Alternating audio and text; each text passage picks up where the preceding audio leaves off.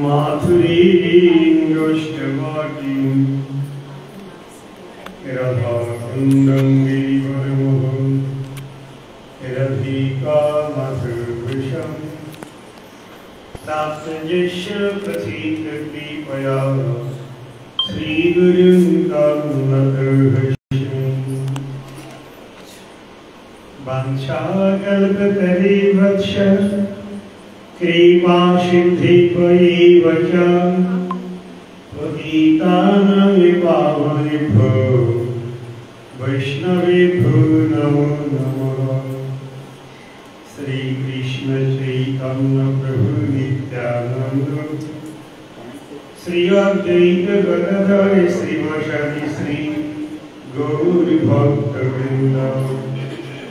हरे कृष्ण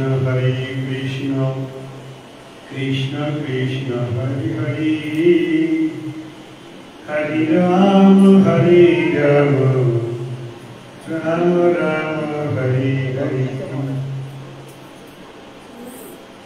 गुरु वैष्णव भगवते अद्वैत की कृपालके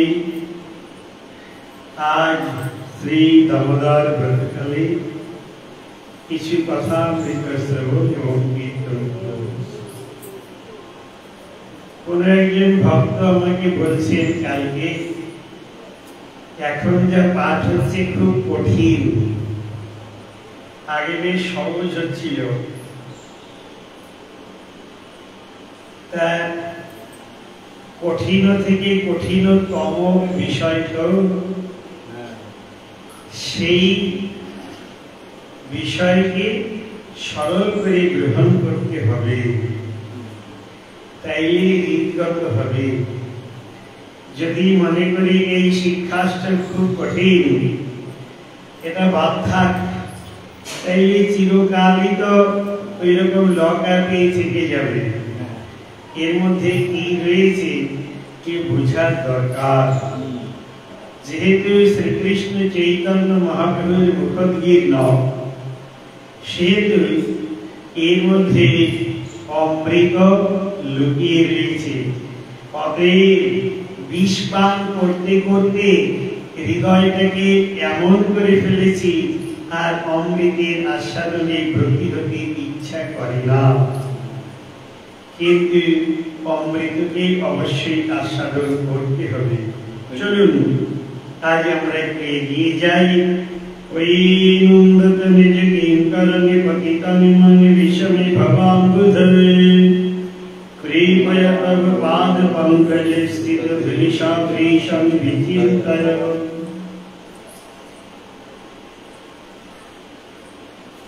हे भगवान, এখানে নন্দ তনুজ নন্দ মহারাজের পুত্র। কারণ ভগবান কৃষ্ণ কখনো কংসারী রূপে কংসকে নিধন করেছেন, অঘারী রূপে অঘোপাকে নিধন করিয়েছেন, বকারী রূপে বকাসুরকে নিধন করেছেন, অরিষ্ঠাসুরকে নিধন করেছেন। কিন্তু যিনি দ্বিভুজ মুরলীধর কৃষ্ণ, যিনি নবকিশোর নটবর, যেটি বলছেন নরলীলার হয় অনুরূপ, এই যে বেণুবর আর নবকিশোর নটবর, সেই ভগবান কৃষ্ণ তিনি চিরকাল রাধানাথ, রাধাবল্লভ, রাধাকান্ত, রাধা মদনমোহন, রাধা নন্দ কিশোর এই জগতে প্রতীয়মান হয়েছেন। এই জন্যে এখানে শব্দটি প্রয়োগ করেছেন ওই নন্দত নিজ কিঙ্করণ। এই ভগবান কৃষ্ণ তিনি কেমন নন্দ রাজসুত, অর্থাৎ নন্দ রাজার পুত্র। কিন্তু আমি যদি প্রকৃতপক্ষে বিশ্বরূপী অর্ণব অর্থাৎ বিশ্ব সমুদ্রের মধ্যে পতিত হই, কিন্তু ভক্ত কি প্রার্থনা করবে? হে ভগবান, তোমার পাদ পদ্মের ধূলি সদৃশ করি আমাকে ভাবো। অর্থাৎ শয়নে, স্বপনে, জাগরণে নানান বাধা বিঘ্ন, নানান রোগ শোক জ্বালা যন্ত্রণার মধ্যেও কখনোই নন্দাত্মজ কৃষ্ণের চরণ দ্বন্দ্বকে ভুলতে নারাজ। আর ভগবান শ্রীকৃষ্ণের চরণ দ্বন্দ্বের অপূর্ব যে ধূলি, সেই ধূলিকেই প্রার্থনা করেছেন। অর্থাৎ ওই ধূলির মধ্যেই সর্বকিছু নিহিত রয়েছে। তাইলে একজন গৌরীয় ভক্ত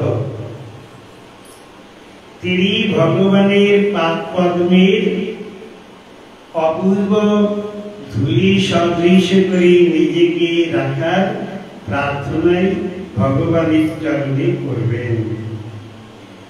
যদি ভগবান তার চরণ দ্বন্দ্বে ভক্তকে স্থান প্রদান করেন, তাইলে তো সেই ভক্তের আর জগতের কোন প্রাপণীয় বিষয় থাকছে না। কারণ কখন ধূলি সদৃশ করে রাখার প্রার্থনা হয়, যখন কোন ভক্ত জানেন ভগবানের পাদ পদ্মের ধূলির মধ্যেই সর্বশক্তি নিহিত রয়েছে। এই জন্যই প্রভুদানন্দ সরস্বতী পাদ বর্ণন করেছেন, অনারাধ্য রাধা পাদাম্বুজ রেণু অনাশ্রিত বৃন্দা অটবিন্দর পদাঙ্কাম অসম্ভাষ্য ভাব গম্ভীর চিত্তাং উত সমসিন্ধু রসস্য অবগাহ। যে ভক্ত শ্রীধাম বৃন্দাবনকে আশ্রয় করেন, যিনি রাধা ঠাকুরানীর পদচারণা ক্ষেত্র যে শ্রীধাম বৃন্দাবন, এই বৃন্দাবনের ধূলিকে সর্বাঙ্গে লেপন করেন, যিনি নিরন্তর তার মুখ থেকে শ্রী রাধে শ্রী রাধে শ্রী রাধে এই অপ্রাকৃত নামকে উচ্চারণ করেন না, সেই ব্যক্তি যতই গোবিন্দ, গোপীনাথ, রাঘব, যাদব, মাধব, কংসারী, অঘারী, বকারী বলে ডাকুন না কেন, ভগবান কৃষ্ণ বলছেন রাধা রানীর চরণ ধূলির দ্বারা সম্পৃক্ত যে বৃন্দাবন, এই বৃন্দাবনের অধিষ্ঠাত্রী দেবী রাধারানীর কৃপা ব্যতীত আমি কৃষ্ণ কৃপা পারি না। এই জন্যই বলছেন, কৃপা করি পরমরে পদধূলি সম, তোমার সেবক করো তোমার সেবন। হে ভগবান, তোমার পাদ পদ্মে ধূলি সদৃশ করে নাও, আর তোমার নিত্য সেবকে আমাকে পরিণত করো। পরেই অপূর্ব কথামৃত শ্রবণ করালেন, নয়নং গলদশ্রুধারয়ং বদনং গদগদ হৃদয় গীরাং কুলকর্মিচিতং ভক্ততব নমগ্রহণে ভবিষ্যতি। কি অপূর্ব কথা দেখুন,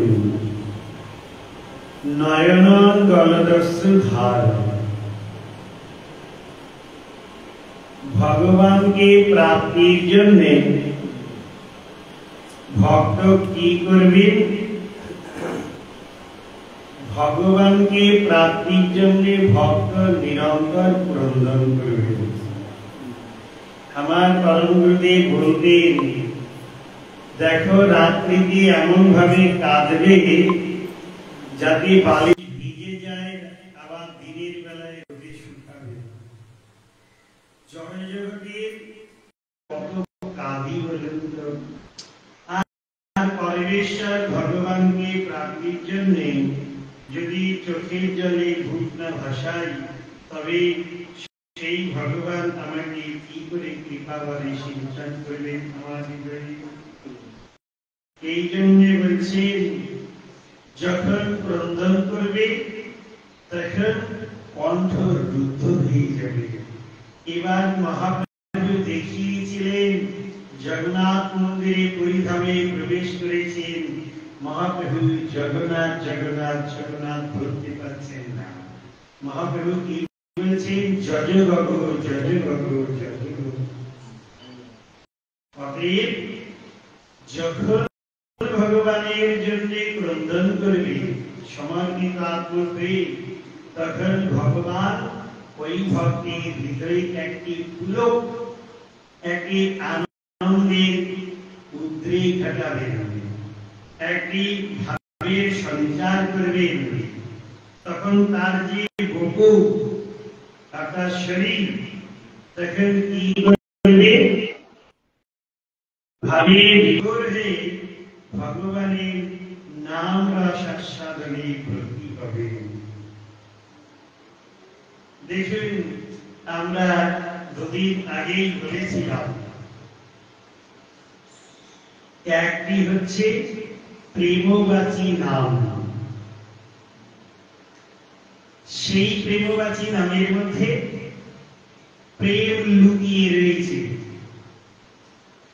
আর একটি হচ্ছে নাম অক্ষর, অর্থাৎ আমরা হরে কৃষ্ণ কৃষ্ণ কৃষ্ণ হরে হরে, হরে রাম রাম রাম হরে হরে নামের মালাকেই নাম করি, আর করতাল বাজিয়ে করি, আর মৃদঙ্গ বাজিয়ে হোক, আর হারমোনিয়াম বাজিয়ে হোক, সেটি একটি রিচুয়াল মেনটেন্স। কিন্তু অভ্যাস যুগ যুক্তেন চেতসনন্ন গাবিনা পরম পুরুষং দিব্যং জাতি পার্থাং চিন্তয়ন। যখন এইভাবে নাম করতে লাগবো, নাম করতে করতে যেদিন আমার মন ভগবানের ওই অপ্রাকৃত রূপ গুণ লীলা পরিবার বৈশিষ্ট্যাদিকে নিবিষ্ট হবে, আর আমার এই যে শরীর, এখন এই মন প্রভুপাদ বলেছেন ঘাটে বাটে নাকে শাকে কলতলায় বেলতলায় জামতলায় ঘুরে বেড়ায়, নাম করছি নামের মালাতে মন চলে গেছে কোন জায়গায়। কিন্তু যেদিন শুদ্ধ নাম হবে, সেই দিন হরে কৃষ্ণ রাধা কৃষ্ণ রাধা কৃষ্ণ, অর্থাৎ এই হরে কৃষ্ণ নাম করার সময় জড়জগতের কোন বিষয়কে তিনি দর্শন করবেন না। যত্র যত্র নেত্র করে তত্র কৃষ্ণ স্ফুরে। প্রতি মুহূর্তে ও কৃষ্ণের কৃপাকে দেখবেন, সর্বত্র কৃষ্ণের কৃপা করে ঝলমল, সেই দেখিবারে যার আখি নিরমল। এখন কোন ব্যক্তি অন্ধীভূত অক্ষী, আর তাকে যদি সুন্দর একটি আয়না দেওয়া হয়, তুই বলতো তোর রূপটি কেমন, ও যে চোখ অন্ধ, ওই ব্যক্তি আয়নার সামনে দাঁড়িয়ে ও ওর রূপের কি বর্ণন দেবে? এই জন্য শুদ্ধ নাম বলছি, এই শুদ্ধ নাম কখন হবে আর কখন ওই হৃদয়ে পুলকের সঞ্চার হবে? যেটি মহাপ্রভু বলছেন, গদ গদ রুদ্ধয়া গিরা।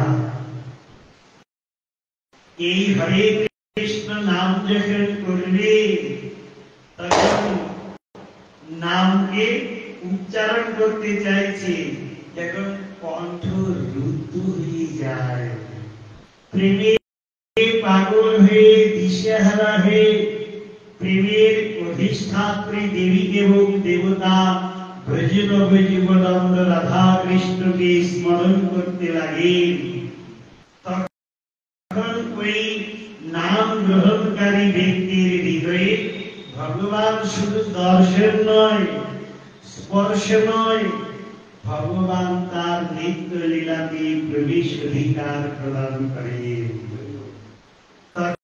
তখন ভক্ত ভগবানের নাম, ভগবানের রূপ, ভগবানের গুণ, ভগবানের লীলাকে শ্রবণ করেন, কীর্তন করেন, স্মরণ করেন এবং লীলার মধ্যে প্রবেশ অধিকার লাভ করেন। আর ওই ভাবে বিভোর হয়ে যখন হরে কৃষ্ণ নাম করেন, নাম এবং নামে অভিন্ন এটি অনুভব করতে সক্ষম হন। নাম নামকারী বহুধা নিজ সর্বশক্তি স্তোত্রার পিতা নিয়মিত স্মরণের কাল, কিন্তু আমরা শ্লোক পড়ি শুনি, কিন্তু সেই দিন নাম এবং নামে অভিন্ন সেটি অনুভব হবে। হরে কৃষ্ণ, রাধা কৃষ্ণকে দেখছেন, আবার রাধা কৃষ্ণ নাই, তার মধ্যে দেখছে হরে কৃষ্ণ। আচ্ছা, যখন এইরকম শুদ্ধ নাম হবে তখন ভক্তের কেমন ভাব হবে? তখন মহাপ্রভু জানালেন, আনন্দাম্বুধি বর্ধন প্রতিপদম পূর্ণামৃত আস্বাদন, আনন্দাম্বুধি বর্ধন।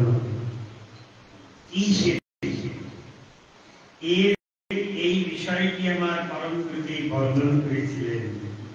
জগৎগুরু শ্রীল প্রভুপাদ ভক্তি সিদ্ধান্ত সরস্বতী ঠাকুরের আবির্ভাব ভূমি পুরীধাম নারায়ণ সাততে যখন প্রভুপাদের বিগ্রহ প্রতিষ্ঠা হয়ে মন্দির উদ্ঘাটন করে, সেইটি আমাদের এখন শোনা। কোন একজন প্রেমিক ভক্ত হরে কৃষ্ণ কৃষ্ণ কৃষ্ণ হরে হরে, হরে রাম রাম রাম হরে হরে খুব বসে বসে লীলায় কেঁদে কেঁদে নাম করছে। নাম করতে করতে হঠাৎ চোখ খুলেছে, দেখছে শঙ্খচক্র গদা পদ্মধারী ভগবান শ্রী নারায়ণ। কে ভক্ত ভাবছে, আরে হরে কৃষ্ণ মানে তো রাধা কৃষ্ণ, তা আমি হরে কৃষ্ণ করে ডাকছি, হঠাৎ শঙ্খচক্র গদা পদ্মধারী ভগবান শ্রী নারায়ণ আমার সম্মুখে প্রকটিত হয়েছে। হে ভগবান নারায়ণ, তুমি তো সত্যি নারায়ণ পরবেদা, নারায়ণ পরাশরা, নারায়ণ পরামুক্তি, নারায়ণ পরাগতি, এটি তো সত্য। কিন্তু আমি তো ব্রজনব জীবদত্ত রাধা কৃষ্ণকে যুগল কিশোর কিশোরীকে দর্শন করতে চাই। এই যখনই কাতর স্বরে প্রার্থনা করেছে, আরো আদরের সঙ্গে কাঁদতে কাঁদতে ভগবানকে ডাকছেন, প্রভু দেখা দাও, দয়া করো, কৃপা করো, ক্ষমা করো, সঙ্গে থাকো, সঙ্গে রাখো, দয়া করো, দয়া করো, দয়া করো। হঠাৎ দেখছি অযোধ্যাপতি ভগবান শ্রী রামচন্দ্র একবার ধনুষ্বাণ সহ প্রকটিত হয়েছেন, একবার নবদ্রুপাদল শ্যাম। ভক্ত বলছেন, প্রভু তুমি এই রামচন্দ্রকে প্রকটিত হলে, আমি তো চেয়েছিলাম ব্রজনব জীবদত্ত রাধা কৃষ্ণের দর্শন। ভগবান শ্রী রামচন্দ্র স্থির হয়ে দণ্ডায়মান। ভক্ত কাতর স্বরে হরে কৃষ্ণ কৃষ্ণ কৃষ্ণ হরে হরে, হরে রাম রাম রাম হরে হরে। নারায়ণ অপেক্ষা ভগবান শ্রী রামচন্দ্রের মধ্যে অধিক মহিমা রয়েছে।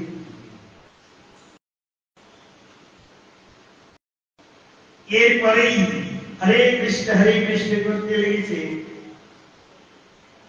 সেই ভক্ত দেখছে একেবারে হামাগুড়ি দিয়ে গোপাল চলতে লেগেছে।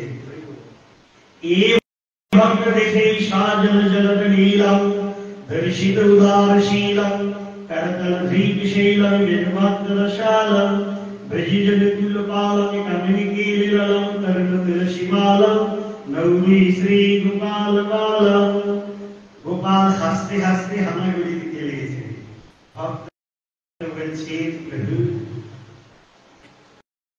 তিনি তো যশোদা নন্দন কৃষ্ণ, তিনি তো গোপাল হৃদয়, কিন্তু আমার হৃদয়ের ইচ্ছা ব্রজন ভুজবদন্ত রাধা কৃষ্ণকে দর্শন।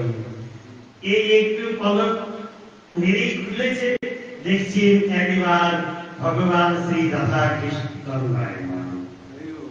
এ দেখেই রাধা কৃষ্ণ প্রাণমোর যুগল কিশোর, জীবনে মরণে গতি আর নাহি মোর। একবার রাধা কৃষ্ণের চরণ দ্বন্দ্বে পতিত হয়ে কাতর স্বরে হরে কৃষ্ণ কৃষ্ণ কৃষ্ণ হরে হরে, হরে রাম রাম রাম হরে হরে। দেখছে রাধা কৃষ্ণকে দণ্ডায়মান দেখেও হৃদয়ে পুরো প্রেমের সঞ্চার হচ্ছে না। কারণ এই রাধা কৃষ্ণ ব্রজনব যুগদন্দ রসের নিগড় জানাবে কে, এতেও আনন্দ অনুভব হলো না। ভগবান নারায়ণকে দর্শন করেছেন, নারায়ণ অপেক্ষা রামচন্দ্র, রামচন্দ্র অপেক্ষা গোপাল, গোপাল অপেক্ষা রাধা কৃষ্ণ। আনন্দের সমুদ্র ধীরে ধীরে বৃদ্ধি হতে লেগেছে, কিন্তু রসাস্বাদন হল। এবার কাতর স্বরে প্রার্থনা করতে লেগেছে, হে কলিযুগ পাবনাবতারী শ্রীকৃষ্ণ চৈতন্য মহাপ্রভু, তোমার কৃপা ব্যতীত এই রাধা কৃষ্ণের প্রেম সমুদ্রের মধ্যে আমার প্রবেশ অধিকার না।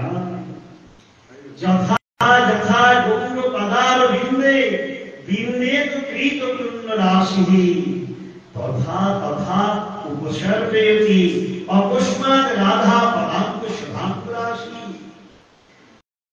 কোন ভক্ত যখন গৌর হরির চরণদ্বন্দ্বে নিজেকে কণ্ঠে করে, যতটা পরিমাণ নিজেকে গৌর হরির চরণে সমর্পণ করতে পারবে, গৌর হরি ততটা পরিমাণ রাধা ঠাকুরানীর চরণদ্বন্দ্বে তাকে নিবেদন করাবেন।